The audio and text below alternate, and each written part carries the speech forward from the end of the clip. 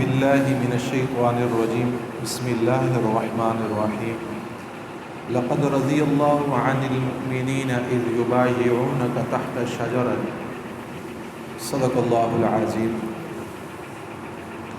وقال النبي صلى الله تعالى عليه وسلم لكل نبي رفيق ورفيق في الجنة عثمان او كما قال علیہ الصلوۃ والسلام۔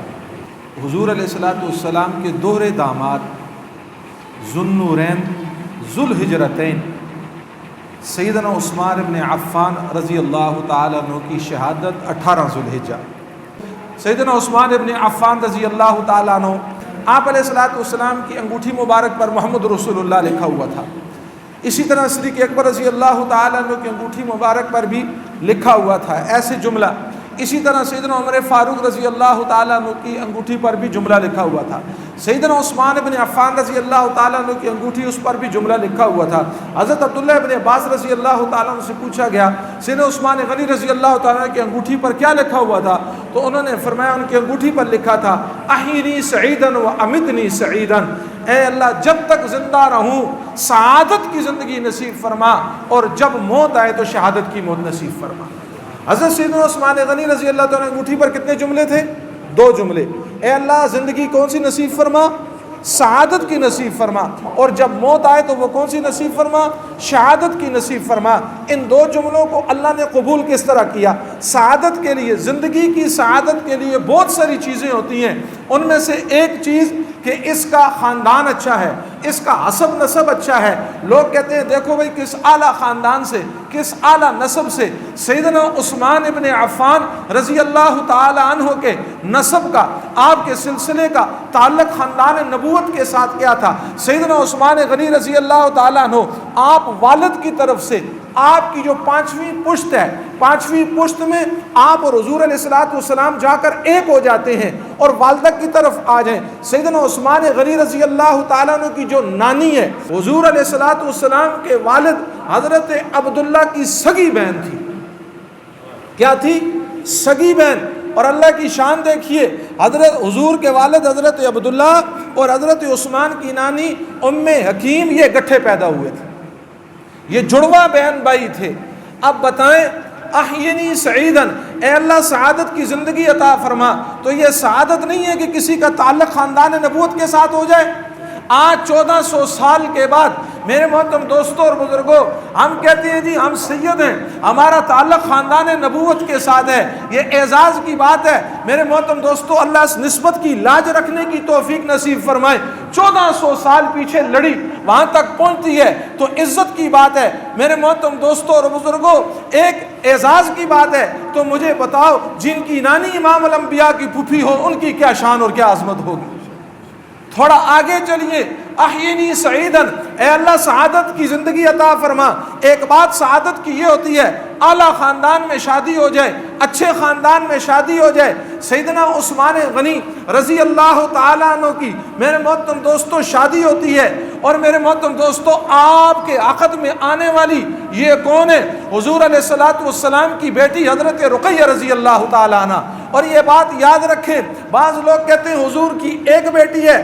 میرے محترم دوستوں تاریخ کو کوئی مسخ نہیں کر سکتا، تاریخ کو کوئی مٹا نہیں سکتا۔ حضور علیہ الصلوۃ والسلام کی خدیجۃ الکبریٰ رضی اللہ تعالی عنہا کے بطن سے پیدا ہونے والی 4 بیٹیاں ہیں۔ کتنی ہیں؟ 4 بیٹیاں ہیں، رقیہ، ام کلثوم، زینب اور سیدۃ الصداء اہل الجنہ حضرت فاطمہ الزہرا رضی اللہ تعالی عنہا۔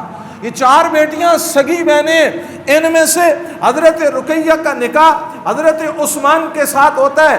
غزوہ بدر 17 رمضان المبارک حضور علیہ السلام غزوہ بدر کے لیے روانہ ہوتے ہیں۔ حضور کی بیٹی حضرت رقیہ بیمار ہوتی ہے، حضرت عثمان میدان جہاد میں جانے کے لیے تیار ہوتے ہیں۔ حضور فرماتے ہیں عثمان نہیں، تو میری بیٹی کے پاس رہے گا، میری بیٹی بیمار ہے، اس کی بیمار پرسی کر۔ حضرت اسامہ ابن زید کو بھی آپ چھوڑتے ہیں خدمت کے لیے، حضور بدر کے میدان میں چلے جاتے ہیں۔ 18 رمضان کو فتح ہوتی ہے، 19 رمضان کو واپسی کا سفر ہے، 20 رمضان کو آپ مدینہ میں داخل ہوتے ہیں اور ایک منادی اذان لگاتا ہے اور کہتا ہے مدینے والوں مبارک ہو، بدر میں اللہ نے فتح نصیب فرما دی ہے۔ حضرت اسامہ ابن زید بھاگتے ہوئے آتے ہیں، حضور سب سے پہلے پوچھتے ہیں مجھے بتاؤ میری بیٹی کا کیا حال ہے؟ حضرت اسامہ ابن زید کہتے ہیں اللہ کے محبوب آپ کی بیٹی فوت ہو گئی ہے، ہم جنازہ پڑھ کے بقیع قبرستان میں دفن کر رہے ہیں۔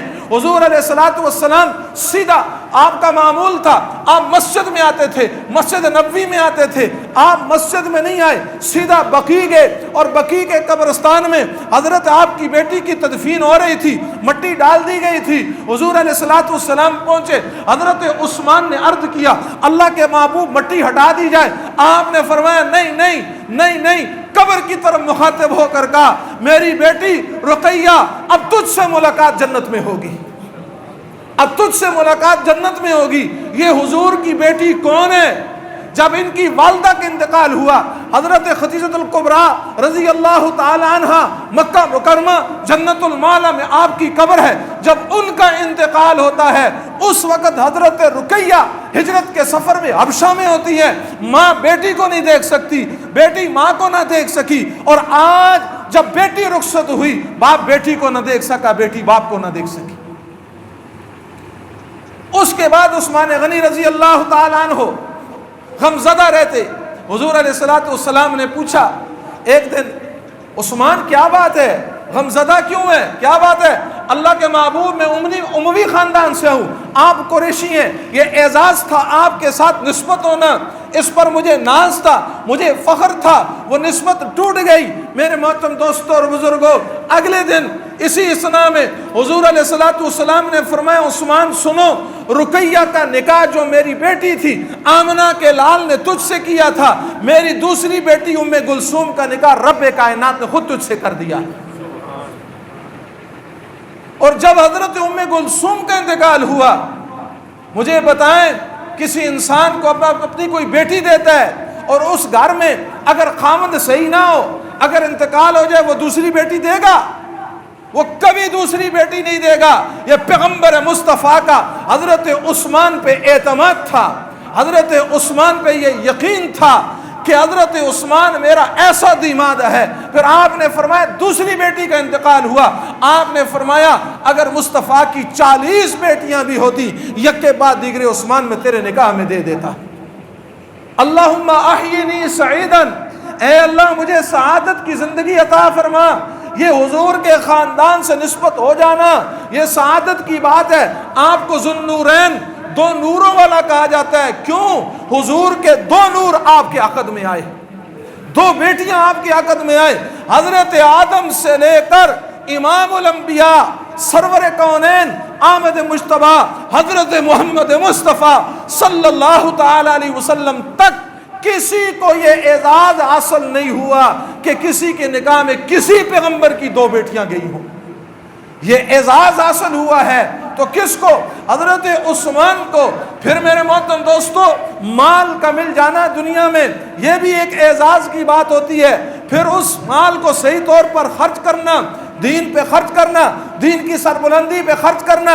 میں تھوڑی تھوڑی باتیں عرض کرتا چلا جا رہا ہوں، آپ کے ذہن میں صرف نقشہ آ جائے۔ میرے محترم دوستو، 300 غلام حضرت عثمان کے آپ کے ماتحت جو کام کر رہے ہیں، اس دور میں کسی فیکٹری میں بھی 300 ملازم نہیں ہوتے تھے جتنے حضرت عثمان کے غلام ہوتے تھے۔ غزوہ تبوک ہے، غزوہ تبوک کے موقع پر حضور علیہ الصلوۃ والسلام نے فرمایا لمبا سفر ہے، گرمی کا سفر ہے، تبوک کا سفر ہے، مال اور چندے کی ضرورت ہے۔ حضرت عثمان آئے، اونٹ پیش کیے، اسلحہ پیش کیا، آپ نے درم اور دنانیر حضور کی جھولی میں ڈھیر لگا دیے۔ آپ یوں منبر پر بیٹھے ہوئے تھے، 1000 درم 1000 دنانیر آپ یوں الٹ رہے ہیں، آپ یوں کہہ رہے ہیں، اور یوں نگاہ آسمان کی طرف اٹھا کر آمنہ کے لال نے فرمایا، عرض کیا ربا تو سن، تو سن، آج مصطفیٰ کے سینے کو عثمان نے ٹھنڈا کیا ہے، آج آمنہ کا لال عثمان سے راضی ہو گیا، عرش والے تو بھی راضی ہو جا۔ پھر آگے عجیب جملہ فرمایا عثمان سنو، آج تم نے جنت کو خرید لیا ہے، آج تم نے جنت کو خرید لیا ہے۔ ہم جنت کے طالب ہیں، ہم جنت مانگ رہے ہیں، ہم اللہ سے کہتے ہیں ربا جنت دے دے۔ بس عثمان وہ ہے جس کی طلب جنت خود کرے۔ کیا مقام ہے! اسلام کی پہلی مسجد مسجد قباء، مسجد قباء کی بنیاد رکھی گئی، پہلی اینٹ اللہ کے محبوب نے رکھی، پھر ترتیبار صحابہ رکھتے گئے۔ اس پہلی مسجد کی بنیاد، اس مسجد کو بنانے میں لگنے والی چیزیں اور اس مسجد کو خرید کر امت کے لیے وقف کرنے والا عثمان غنی رضی اللہ تعالیٰ عنہ۔ مسجد نبوی کی تنگ پڑ گئی، حضور علیہ الصلوۃ والسلام نے فرمایا جگہ تنگ ہو گئی، صحابہ زیادہ ہیں، اس کی وسعت کی ضرورت ہے، زمین کو خریدنا ہے۔ حضرت عثمان رضی اللہ تعالیٰ عنہ کھڑے ہو گئے، اللہ کے محبوب مال میرا ہے، لیجئے اور جگہ کو خرید کے مسجد نبوی کی توسیع کیجئے۔ اللہم احینی سعیدا، اے اللہ مجھے سعادت کی زندگی عطا فرما۔ حضور علیہ الصلوۃ والسلام بیٹھے ہوئے تھے، صحابہ آ رہے ہیں، یوں پنڈلی مبارک آپ کی یوں تھی، ایک صحابی آئے، آپ یوں ہی بیٹھے ہوئے، پھر دوسرے آئے، پھر آپ کو پتہ چلا حضرت عثمان آ رہے ہیں، آپ نے کپڑا یوں کیا، پھر آپ آگے ہو کر بیٹھے۔ جب حضرت عثمان جا چکے، صحابی رسول عرض کرنے لگے اللہ کے محبوب کیا بات ہے، اور صحابہ بھی آئے، لیکن حضرت عثمان کے آنے پر آپ نے کپڑا نیچے کیا، کیا بات ہے؟ حضور علیہ الصلوۃ والسلام نے فرمایا عثمان وہ ہے جس سے جنت کے فرشتے بھی حیا کرتے ہیں۔ اگر میں کپڑا نیچے نہ کرتا، حیا کی وجہ سے عثمان مجھ سے بات تک نہ کرتا۔ کیسے با حیا حضرت عثمان، کیسا کردار! میرے محترم دوستو، جو آیت میں نے آپ کے سامنے پڑھی ہے، لقد رضی اللہ عن المؤمنین اذ یبایعونک تحت الشجرۃ، راضی ہو گیا اللہ، رضی اللہ عن المؤمنین، ایمان والوں سے۔ کون سے ایمان والے؟ لقد رضی اللہ عن المؤمنین اذ یبایعونک تحت الشجرہ، درخت کے نیچے حدیبیہ کے مقام پر آمنہ کے لال آپ کے ہاتھ پر جو بیعت کر رہے ہیں۔ میرے محترم دوستو، یہ بیعت کیا ہے؟ حضور عمرہ کے لیے تشریف لے گئے، کوئی کہتے ہیں 1400 صحابہ ہیں، کوئی کہتے ہیں 2000 صحابہ آپ کے ساتھ سفر میں ہیں۔ حدیبیہ کے مقام پر آپ کو روک دیا گیا، آپ عمرہ نہیں کر سکتے۔ آپ نے مشورہ کیا کہ کسی صحابی کو مکہ میں بھیجا جائے، جا کر مذاکرات کرے۔ حضرت عمر کا انتخاب کیا گیا۔ حضرت عمر نے عرض کیا اللہ کے محبوب آپ کو پتہ ہے مجھے غصہ جلدی آ جاتا ہے، آپ مجھے نہ بھیجیں، آپ عثمان کو بھیجیں، اس کے تعلقات زیادہ ہیں، احسان ہے مکے والوں پر۔ آمنہ کے لال نے حضرت عثمان کو بھیجا، جاؤ مکہ میں جاؤ۔ حضرت عثمان مکہ کی دھرتی پر داخل ہوتے ہیں، سب کی نگاہیں مشرکین مکہ کی جھک جاتی ہیں، کیونکہ احسان تھا ان پر، ان کے اوپر ان کے بہت سارے احسانات تھے۔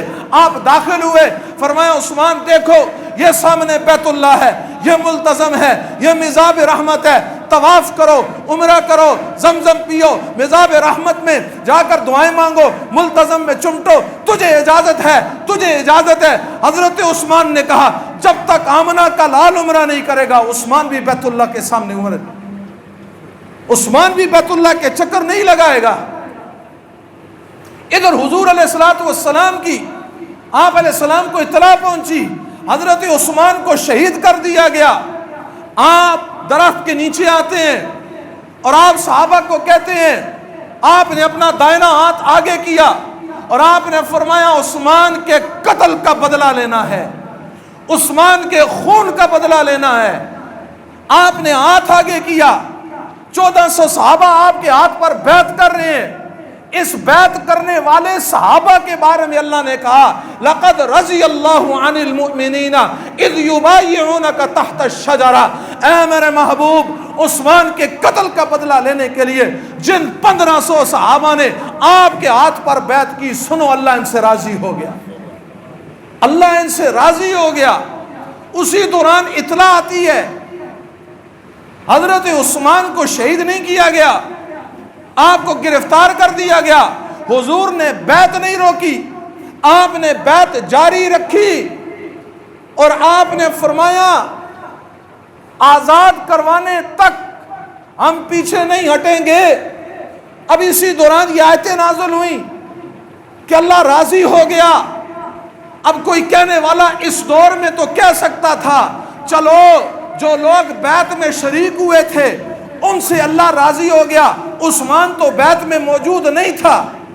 یوں بیعت ہو رہی ہے, آپ نے یوں اپنا دوسرا ہاتھ بلند کیا اور آپ نے فرمایا صحابہ کا مجمع دیکھو عثمان یہاں موجود نہیں ہے. عثمان کی طرف سے آمنہ کا لال خود بیعت کرتا ہے. آپ نے دوسرے ہاتھ کو حضرت عثمان کا ہاتھ قرار دیا اور یوں اپنے ہاتھ پر ہاتھ رکھ کر عثمان کی طرف سے آمنہ کے لال نے خود بیعت کی. اور آپ علیہ الصلوۃ والسلام سنا میں حضور بیعت کر رہے ہیں اور صحابہ بیعت کر رہے ہیں, نیچے حضور علیہ السلام کا ہاتھ, اوپر صحابہ کا ہاتھ. میرے محترم دوستو, یہ وہ بیعت ہے جس میں رب بھی شریک ہوا. اللہ نے کہا ید اللہ فوق ایدیہم, ان ہاتھوں کے اوپر رب کا ہاتھ ہے, ان ہاتھوں کے اوپر رب کا ہاتھ ہے. یہ کیا میسج جا رہا تھا, یہ کیا چیز جا رہی تھی کہ ایک وقت آئے گا حضرت عثمان کو شہید کیا جائے گا. 40 دن میرے محترم دوستوں اور بزرگوں پانی بند ہے, کھانا پینا بند ہے. انشاءاللہ اگلے جمعے کو اللہ نے زندگی دی تو میرے محترم دوستوں اور بزرگوں امیتنی شہیدن, اے اللہ مجھے شہادت کی موت عطا فرما, اس پر انشاءاللہ بات ہوگی. میرے محترم دوستوں اور بزرگوں, یہ سعادت مندیاں اگر نصیب ہوئی ہیں تو کس کو سیدنا عثمان ابن عفان رضی اللہ تعالیٰ عنہ کو نصیب ہوئی ہیں. آج بھی ان کا وہ خرید کر امت مسلمہ کے لیے وقف کرنے والا وہ باغ, وہ کنواں آج بھی میرے محترم دوستوں امت کی فلاح اور بہبود کے لیے استعمال ہو رہا ہے. آپ کو پتہ ہے اس وقت بھی حضرت عثمان کے نام سے سعودی عرب میں اکاؤنٹ ہے کہ اس کی ساری آمدن اس اکاؤنٹ میں جاتی ہے اور پھر مسلمانوں کی فلاح اور بہبود میں وہ پیسے لگتے ہیں. 1400 سال گزر گئے, عثمان تیری سخاوت کا چشمہ آج بھی چل رہا ہے. اس لیے میرے محترم دوستوں اور بزرگوں, صحابہ کے ساتھ وفا کرنا, صحابہ کے ساتھ ادائیں اور وفائیں اپنا میرے محترم دوستوں تن من دن عشق مصطفیٰ, عشق رسول اور عشق صحابہ و آل بیت پہ لٹا دینا, یہ سودا سچا اور کھرا ہے.